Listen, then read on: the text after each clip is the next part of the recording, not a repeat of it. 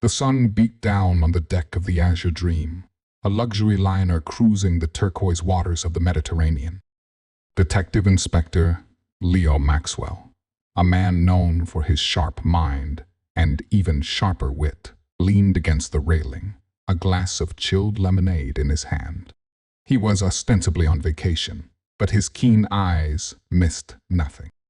The idyllic scene was shattered the following morning. A piercing scream echoed through the ship.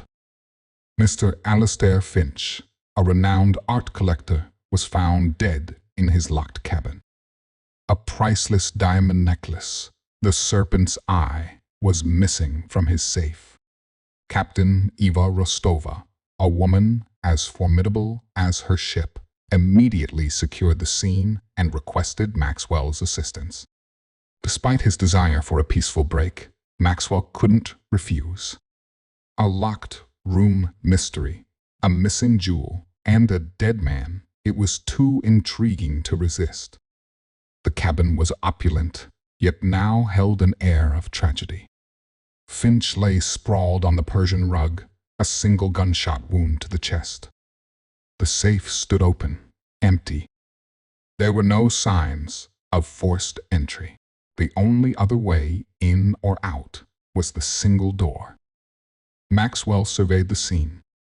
"A classic," he murmured, "but classics can be deceiving." The suspects were a colorful bunch.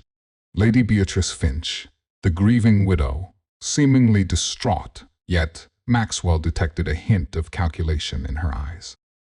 She stood to inherit a vast fortune.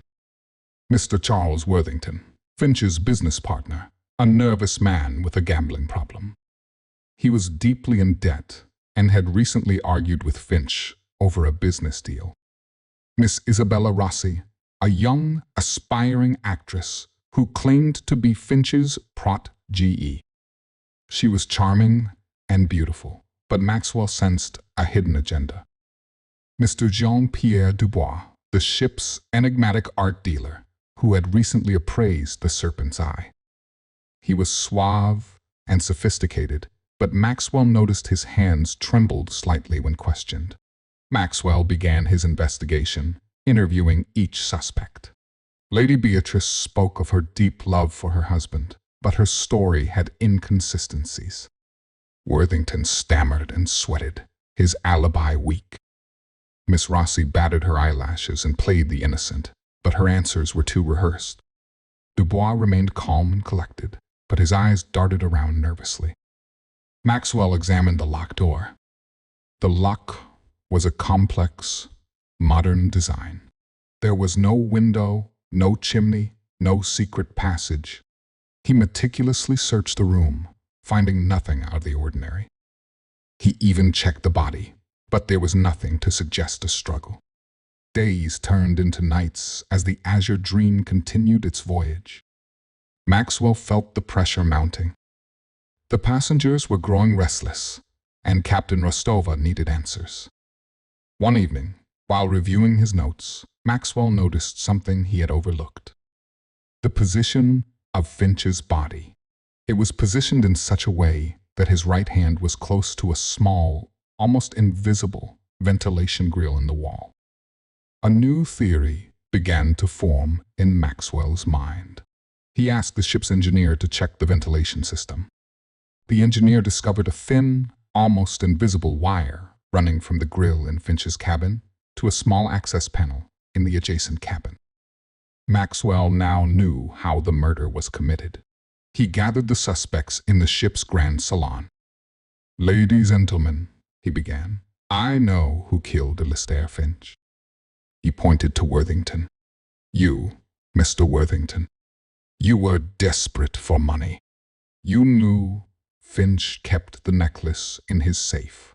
You used your access to the adjacent cabin to thread a wire through the ventilation system. This wire was attached to a specially crafted tool, a thin, rigid rod with a hook on the end. You waited until Finch was asleep, then used the wire to unlock his door from the inside. You entered the cabin, shot Finch, took the necklace, locked the door from the inside again, using the same tool, and then retracted the wire. Worthington paled. "But the locked room," stammered. "The locked room was an illusion," Maxwell explained. "The wire, being so thin, was practically undetectable. You retrieved it through the ventilation grill, leaving no trace."